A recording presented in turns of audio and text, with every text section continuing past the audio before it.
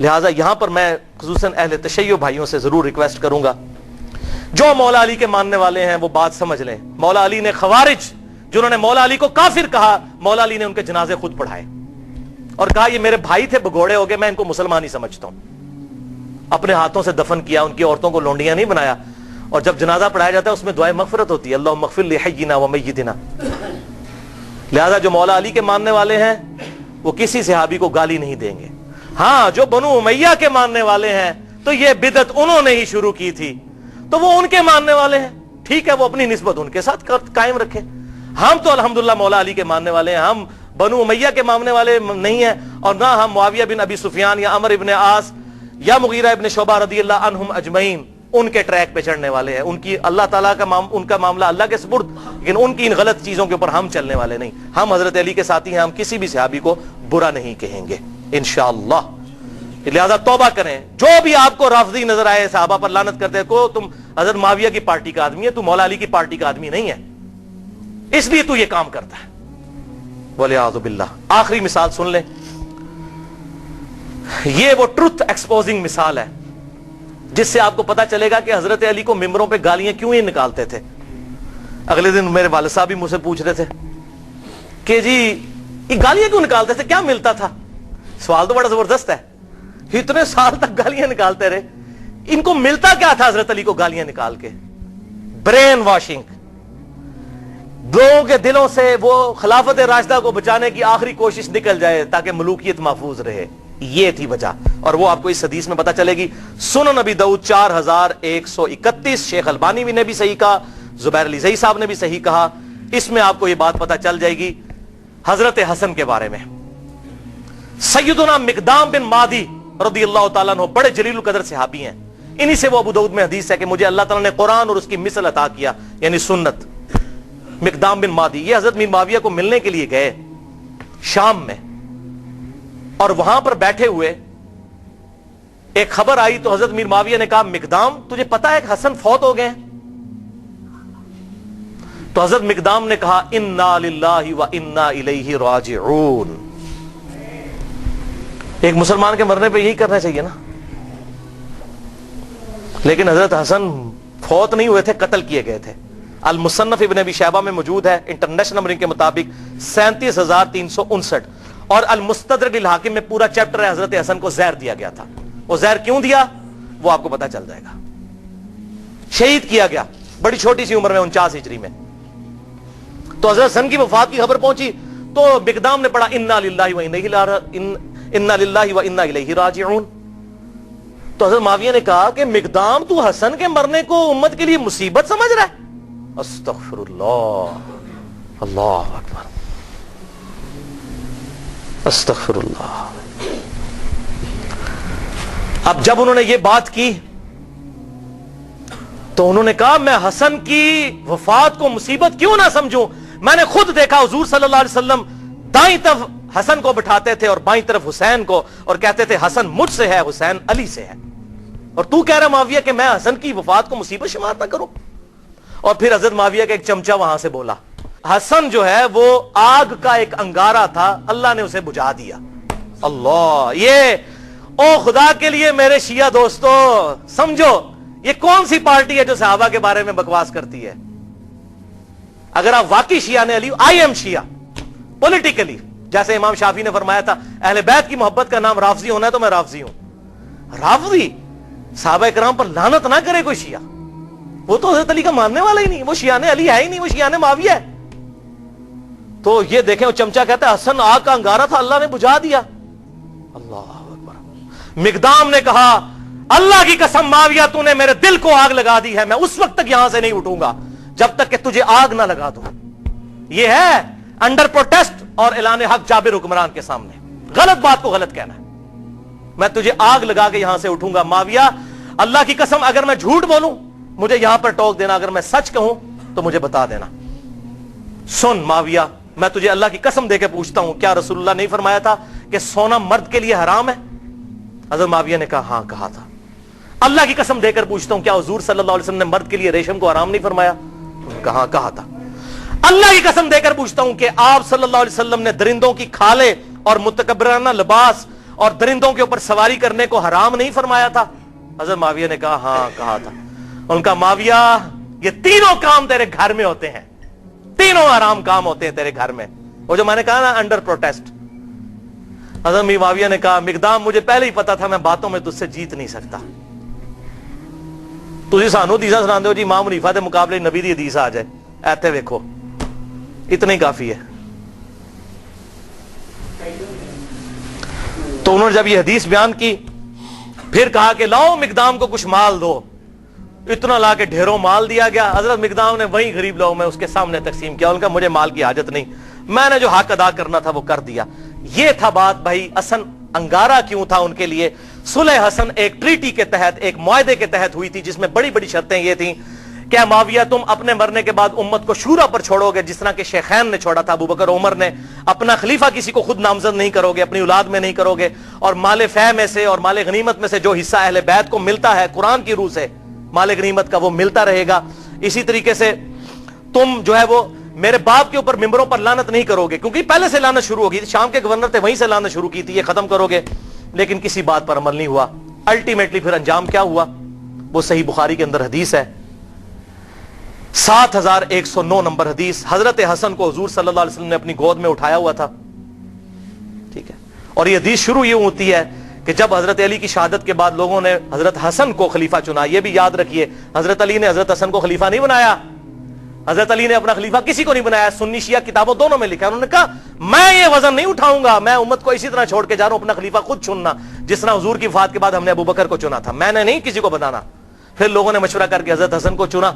حضرت حسن نے 40,000 کا لشکر لے کے آئے. صحیح بخاری 7109. سامنے سے حضرت میر معاویہ عمر بن عاص کہتے ہیں کہ معاویہ یہ تو وہ لشکر ہے جس نے موت پہ بیعت کی ہے, یہ تو ہماری تکہ بوٹی کر دے گا. تو حضرت معاویہ نے کہا پھر کیا کریں؟ ان کا صلح کرو حسن کے ساتھ, اس کے بغیر چارہ نہیں ہے. اچھا, انہوں نے پھر کہا ٹھیک ہے صلح کر لیتے ہیں.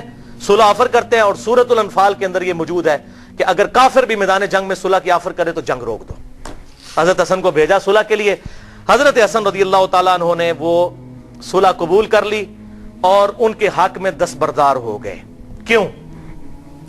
کہ میں ان کو فری ہینڈ دے دوں. جو یہ کہتے ہیں نا قاتلین عثمان سے بدلہ لینا ہے, تو اب لے کر بتائیں جو ان کے زوم میں ہے وہ بتا دیں. یہ نہ کہ میرے پاس خلافت نہیں تھی تو میں خلافت حوالے کرتا ہوں. اور حضور صلی اللہ علیہ وسلم کے الفاظ وہاں پر پھر وہ تابعی 7109 کہ حضور نے حضرت حسن کو گود میں اٹھا کر کہا تھا میرا یہ بیٹا سید ہے, اس کی وجہ سے اللہ تعالیٰ مسلمانوں کے 2 گروہوں میں صلح کروا دے گا, اس کی وجہ سے, یعنی یہ قربانی دے گا. حضرت امیر معاویہ نے قربانی نہیں دی ہے, حضرت حسن نے. اس کا اس کی وجہ سے 2 گروہوں میں صلح کروا دے گا. الحمدللہ حضرت حسن نے فری ہینڈ دیا کہ بھائی آپ دیکھ لیتے ہیں. آپ کا دعویٰ تھا نا وہ جس طرح آج کل ہے جی, وہ کہتا ہے جی مجھے حکومت دو, کہتا ہے مجھے حکومت دو, یہ لو جی حکومت پڑی, آپ کر کے بتاؤ, لگ پتا جائے گا. لیکن پھر 20 سال تک, یہ 41 ہجری میں واقعہ ہوا اور حضور کی پریڈکشن پوری ہوئی کہ 30 سال تک خلافت علی منہاج النبوہ جو میں نے بیان کیا ابو داؤد ترمذی اور مسند احمد سے, وہ پورے ہوئے. اور ایون امام ابن تیمیہ نے منہاج السنہ میں لکھا کہ ربیع الاول کے مہینے میں, دن کنفرم نہیں لیکن ربیع الاول میں حضور کی وفات ہوئی تھی 11 ہجری میں, اور 41 ہجری ربیع الاول میں صلح حسن ہوئی اور 30 سال پورے ہوئے. اور امام ابن تیمیہ جیسے شخص جنہوں نے اہل تشیع کے خلاف منہاج السنہ لکھی, اس کتاب میں لکھتے ہیں کہ حضرت حسن 5ویں خلیفہ راشد ہیں, 6 مہینے ان کے بھی خلافت راشدہ ہیں کیونکہ 30 سال ان کے 6 مہینے بنا کر پوری ہوتی ہے وہ شامل کر کے. لہذا امیر معاویہ رضی اللہ تعالیٰ عنہ یا یزید ابن معاویہ, یہ دونوں خلیفہ راشد نہیں بلکہ اسلام کے بادشاہ ہیں. یہ انہوں نے لکھا. بھائیو, یہ 20 سال تک کسی شرط پر عمل نہیں ہوا بلکہ اسی طریقے سے ممبروں پر حضرت علی کو گالیاں نکالی جاتی رہیں. اور پھر جاتے جاتے وہ ٹرننگ پوائنٹ آیا کہ حضرت حسن کے ساتھ جو صلح کا معاہدہ تھا توڑا, اور وفات سے 4 سال پہلے خلیفہ کی بیعت, اپنے بیٹے کی بیعت لینی شروع کر دی کہ میرے مرنے کے بعد یہ خلیفہ بنے گا. اب مولا حسین میدان میں اترتے ہیں لیکن مغرب کی نماز کے بعد انشاءاللہ تعالی. بھائیو, ابھی تک تقریباً ہماری 1.5 گھنٹے کی گفتگو ہو چکی ہے اور اب انشاءاللہ یہ 25-30 منٹ میں ہماری گفتگو کنکلوڈ ہو جائے گی. آخری سچویشن ہم ڈسکس کریں گے. تو اب بات ہماری جہاں پر مکمل ہوئی تھی وہ ابو داؤد کی حدیث 4131 جس کو شیخ البانی نے بھی صحیح کہا, شیخ زبیر علی زئی صاحب نے بھی صحیح کہا رحمہم اللہ, کہ حسن آگ کا انگارہ تھا جسے اللہ نے بجھا دیا والعیاذ باللہ تعالی. اس اسدی شخص نے وہاں پہ کامنٹس دیے. تو پھر مقدام بن مادی نے جابر حکمران کے سامنے حق کا کلمہ بلند کیا. تو آگ کا انگارہ کیوں تھا؟ اس لیے کہ ہر وقت یہ چیز فکر لاحق تھی، ہر وقت یہ فکر لاحق تھی کہ ایک معاہدے کے تحت حکومت لی ہے کہ ہم یہ کام کر کے دکھائیں گے. وہ کام کیا کرنا، کوئی ایک بھی شرط پوری نہیں کی. اسی طریقے سے سب و شتم مولا علی پر ممبروں پر جاری، اسی طریقے سے لوگوں کے ساتھ زیادتیاں، لوگوں کا مال لوٹنا، لا حق قتل کرنا، جس سے اختلاف رائے ہو اسے قتل کروا دینا، یہ اسی طریقے سے جاری 20 سال تک. تو ڈر لگا ہوا تھا کہ اگر حسن زندہ ہوا تو پھر تو وہ معاملہ کسی بھی وقت اس انگارے میں آگ بھڑک سکتی ہے اور لوگ پھر نواسے رسول کی وجہ سے میدان میں اتر سکتے ہیں. لہٰذا ان کو زہر دے کر شہید کر دیا جائے. اب کہتے ہیں جی پتہ نہیں کس نے کیا، لیکن جو اس کا بینیفیشری ہے اسی نے کیا. نام لینے کی ضرورت نہیں ہے. بہرحال زہر سے ان کو شہید کیا گیا. حضرت حسین یہ منظر دیکھتے رہے، 20 سال تک کڑتے رہے. انہوں نے کئی خط بھی لکھے حضرت امیر معاویہ رضی اللہ تعالیٰ عنہ کو کہ جو کچھ تم امت کے ساتھ کر رہے ہو، مجھ پر تمہارے خلاف قیام واجب ہو چکا ہے. میں ڈرتا ہوں میں اللہ کو کیا منہ دکھاؤں گا، لیکن میں اپنے بھائی کی صلح کا پابند ہوں کہ ٹھیک ہے چلو جاتے جاتے امت کے لیے کوئی معاملہ خیر کا ہو جائے گا اور امت کو شورا کے سپرد کیا جائے گا، شیخین رضی اللہ عنہما کی طرح، ابو بکر و عمر کی طرح رضی اللہ تعالی عنہما. لیکن یہ معاملہ پھر بگڑ گیا. حضرت امیر معاویہ رضی اللہ تعالیٰ عنہ کی وفات 60 ہجری میں ہوئی. حضور صلی اللہ علیہ وسلم کی وفات کے تقریباً 50 سال کے بعد، وفات سے 4 سال پہلے انہوں نے اپنی زندگی میں اپنے بیٹے کے لیے بھی بیعت لینا شروع کر دی. ایک وقت میں 2 خلیفوں کی بیعت، جبکہ صحیح مسلم میں حدیث ہے انٹرنیشنل نمبرنگ کے مطابق 4799 کہ اگر ایک خلیفہ کی موجودگی میں دوسرے خلیفہ کی بیعت کی جائے تو دوسرے کو قتل کر دو. وہ تو واجب القتل ہو چکا تھا. ایک وقت میں 2 خلیفوں کی بیعت تو نہیں ہو سکتی. اور یہ کوئی تاریخی روایت نہیں ہے. تلوار کے زور پر پوری دھونس کے ساتھ بیعت لی گئی. کہتے ہیں وہ صحابہ نے بیعت کر لی تھی، یہ کر لیا تھا، وہ اب آپ کو میں پول کھول کے بتاتا ہوں. صحیح بخاری میں انٹرنیشنل نمبرنگ کے مطابق 4827 نمبر حدیث. یہاں پر یہ بات یاد رکھیے گا، بیعت دل سے ماننے کا نام ہے، زبردستی نہیں ہو سکتی. بخاری اور مسلم کی متفق علیہ حدیث ہے، سعد ابن عبادہ نے حضرت ابو بکر صدیق رضی اللہ تعالیٰ عنہ کی بیعت نہیں کی، اس کے بعد حضرت عمر کی بھی نہیں کی. لیکن ابو بکر عمر نے کیا تلوار رکھی ان کے اوپر کہ بیعت کرو. ٹھیک ہے، اختلاف رائے نہیں کرنی، نہ کرو. بخاری اور مسلم کی متفق علیہ حدیث ہے کہ حضرت علی نے 6 مہینے تک ابو بکر کی بیعت نہیں کی. تو کیا معاذ اللہ ابو بکر نے ان کے ساتھ اس طرح کی کوئی زیادتی کی؟ بلکہ بخاری مسلم میں آتا ہے بعد میں معافی بھی مانگی. حضرت علی کا یہی اعتراض تھا کہ آپ نے اہل بیت کو مشورے میں شامل نہیں کیا. حضرت ابوبکر صدیق زاروں کے تار رو پڑے. یہ بخاری اور مسلم دونوں میں موجود ہے اور میں نے اس پہ 2.25 گھنٹے کی گفتگو کی ہے. وصی رسول کون ہے اور حدیث قرطاس کا تحقیقی جائزہ، مسئلہ نمبر 55B کے نام سے. لہذا میں آج اس کو ایڈریس نہیں کروں گا. بخاری کی حدیث 4827 سورۃ الاحقاف کی تفسیر والے چیپٹر میں امام بخاری نے امت کو انجیکشن لگا دیا کہ پتہ چل جائے کہ ہوا کیا تھا امت کے ساتھ.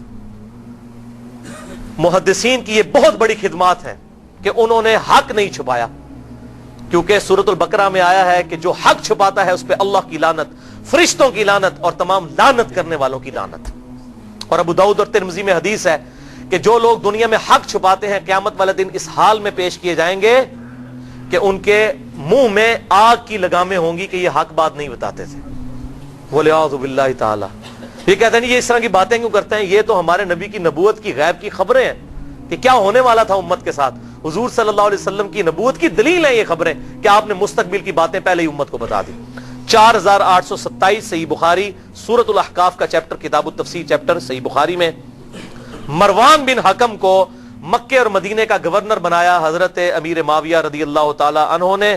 مسجد نبوی میں اس نے روضہ شریف کے بالکل پاس منبر رسول پر خطبہ دینا شروع کیا. اور یہ وہ مروان ہے جو منبر رسول پر روضہ شریف کے پاس یہ لعنت کرتا تھا، علی پر لعنت، علی سے محبت کرنے والوں پر لعنت، والعیاذ باللہ تعالی. میں آپ کو حوالے دے چکا اور مجھے حدیث ابھی میرے ایمان کا تقاضا ہے ذہن میں چلتے چلتے آ گئی. 6229 نمبر حدیث صحیح مسلم میں، اور صحیح بخاری میں بھی 3703 نمبر حدیث ہے حضرت علی کے فضائل کے چیپٹر میں. اسی مروان بن حکم نے کسی کو وہاں پر نامزد کیا تو اس نے حضرت سال ابن سعد السعدی کو بلایا. حضرت علی کے فضائل کے چیپٹر میں، بخاری مسلم دونوں میں یہ حدیث ہے، اور کہا کہ آپ منبر پر آ کر ایک دفعہ مولا علی پر لعنت بھیجیں. لعنت کے الفاظ ہیں مسلم میں. تو سال ابن سعد السعدی جو پہلے 10 مسلمانوں میں سے تھے، انہوں نے کہا کہ میں حضرت علی پہ لعنت کروں ممبر پہ آ کے؟ ان کا اچھا تم یہ کہہ دو کہ ابو تراب پہ اللہ کی لعنت. بولے اعوذ باللہ. ابو تراب کا مطلب ہے مٹی والا. حضرت علی کی یہ کنیت تھی. تو اس نے کہا چلو تم کوڈ ورڈ میں بات کر دو، کہہ دو ابو تراب پہ اللہ کی لعنت، مٹی والے پہ. اور یہ حقارت سے بنو امیہ ابو تراب کہتے تھے. حضرت سال ابن سعد نے کہہ کا مارا. انہوں نے کہا واہ واہ، اوے مولا علی تو ابو تراب نام سے اتنا خوش ہوتے تھے، کسی اور نام سے اتنا خوش نہیں ہوتے تھے، اور تم کہہ رہے ہو کہ ابو تراب پہ اللہ کی لعنت. پھر وہ ذرا ٹھنڈے پڑے. انہوں نے کہا میں کبھی بھی مولا علی کو گالی نہیں نکالوں گا. انہوں نے کہا اچھا بتائیے ابو تراب نام کیسے پڑا حضرت علی کا؟ انہوں نے کہا سنو. پھر ایک دفعہ حضرت علی اور حضرت فاطمہ کے درمیان چپ کلش ہو گئی. میاں بیوی تھے. حضرت علی ناراض ہو کے گھر سے چلے گئے. مسجد نبوی میں جا کر لیٹ گئے زمین کے اوپر. حضور صلی اللہ علیہ وسلم آئے اور کہا فاطمہ کدھر ہے علی؟ ان کا یا رسول اللہ ناراض ہو کے چلے گئے ہیں. آپ صلی اللہ علیہ وسلم نے فرمایا ایک صحابی کو کہ جا کر ڈھونڈ کر لاؤ. وہ ڈھونڈنے گئے تو حضرت علی لیٹے ہوئے تھے. حضور کو آ کے بتایا. حضور خود تشریف لے گئے. حضور صلی اللہ علیہ وسلم نے حضرت علی کو اٹھایا، اپنے مبارک ہاتھوں سے جسم سے مٹی صاف کی اور کہا اٹھ ابو تراب، اٹھ ابو تراب، اے مٹی میں لپٹنے والے اٹھ. اس دن سے حضرت علی اپنے آپ کو ابو تراب کہتے تھے، حالانکہ آپ کی کنیت ابو الحسن تھی. صحابہ آپ کو ابو الحسن کہتے تھے، وہ کہتے ہیں مجھے ابو تراب کو. جیسے حضرت ابو ہریرہ کو بلیوں والا ابو ہریرہ نام تو ان کا عبد الرحمن تھا. وہ بلیوں کے بچوں کے ساتھ کھیلتے تھے، اپنے وہ کرتے کی آستین میں ڈالتے تھے. حضور نے کہہ دیا ابو ہریرہ نام مشہور ہو گیا. تو اس طریقے سے ابو تراب ان کا نام پڑ گیا. انہوں نے کہا مولا علی تو اس نام سے خوش ہوتے تھے، اور آج تم مجھے کہتے ہو کہ میں ان پر لعنت کروں. وَلِعَوْذُ بِاللَّهِ تعالی. بہرحال یہی مروان بن حکم، اس کو حضرت میر معاویہ نے گورنر بنا دیا تھا. اسی خبیث کی وجہ سے حضرت عثمان بھی شہید ہوئے. اسی نے وہ جعلی مور لگائی تھی جس کی وجہ سے ایک حضرت عثمان کے خلاف جو ہے وہ تحریک برپا ہو گئی. اس کو گورنر لگایا. صحیح بخاری 4827. اس نے خطبہ پڑھا مسجد نبوی میں اور کہا کہ یزید بن معاویہ بڑا اچھا آدمی ہے، یزید بن معاویہ بڑا اچھا آدمی. لوگ کہہ رہے ہیں یہ کون سا خطبہ ہو رہا ہے کہ یزید بن معاویہ بڑا اچھا آدمی ہے. اور پھر اس نے کہا کہ اللہ تعالیٰ نے امیر المومنین حضرت معاویہ بن ابی سفیان رضی اللہ تعالیٰ عنہ کو ایک بڑی اچھی بات سجھائی ہے. وہ امت کے وسیع تر مفاد میں چاہتے ہیں کہ اپنے بیٹے کو اپنے بعد خلیفہ نامزد کر دیں. ادھر ہمارے حکمران بھی کہتے ہیں نا امت کے وسیع تر مفاد میں، پاکستان کے وسیع تر مفاد میں. اچھا، وہاں پر حضرت ابو بکر کا بیٹا کھڑا ہوا، عبد الرحمن بن ابی بکر، حضرت عائشہ کا بھائی. اور امام بخاری نے نقل نہیں کیا کہ اس نے کیا کہا. انہوں نے کوئی چوبے والی گل کی تھی. او میں گل دسنا کیڑی ہے. اس نے ایک بات کی، انہوں نے صحابی تھے وہ، اور مروان تڑپ اٹھا. اس نے کہا پکڑو اس ابو بکر کے بیٹے کو. ایسی کی تیسی یہ لوگ حکمرانوں کے خلاف بولتے ہیں، کلمہ حق بلند کرتے ہیں. حضرت عبد الرحمن بن ابی بکر جو ہے بھاگ کے حضرت عائشہ کے حجرے میں چلے گئے. حضرت عائشہ اسی مسجد نبوی کے ساتھ حجرہ تھا حضور صلی اللہ علیہ وسلم کی قبر مبارک کے پاس. وہاں جا کر پناہ لی تو مروان پھر بھی اس کا غصہ نہیں ٹھنڈا ہوا. باہر سے حضرت ابو بکر کی اولاد کے بارے میں اس نے الفاظ استعمال کیے.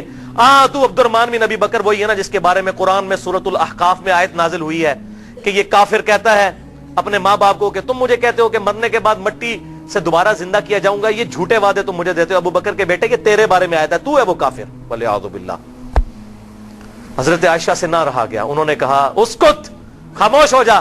آل ابی بکر کے بارے میں قرآن میں کوئی آیت نازل نہیں ہوئی سوائے میری شان میں جو اللہ نے سورہ نور میں اعلان برات کیا تھا، مجھ پر تہمت لگی تھی. تو آج آل ابی بکر کے بارے میں یہ بات کرتا ہے. یہ تو تھی بخاری میں.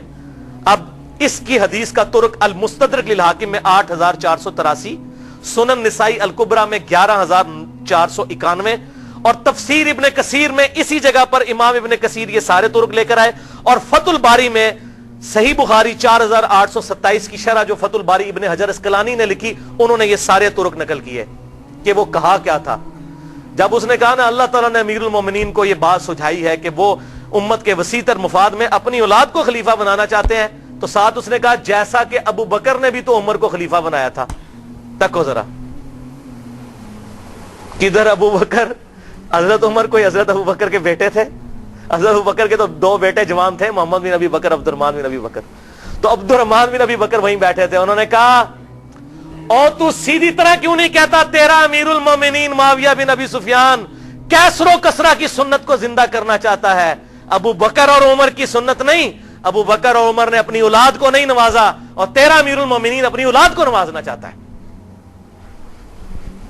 ابو بکر کا بیٹا تھا, جینز ابو بکر کے تھے. جوش میں انہوں نے جب یہ کلاس لی, پھر انہوں نے کہا پڑھو انہوں, بول رہا ہے اے گل ہوئی سی. پھر وہ چھپ گئے, اور یہاں پر حضرت عائشہ نے پھر اس کو چپ کروایا مروان کو, اور ساتھ ایک بات کہی جو اس حدیث میں موجود ہے, اور کہا مروان تو ابو بکر کی اولاد کے بارے میں بکواس کرتا ہے, تیرے باپ کے بارے میں حضور صلی اللہ علیہ وسلم نے فرمایا تھا حکم پر لعنت, حکم کی اولاد پر لعنت.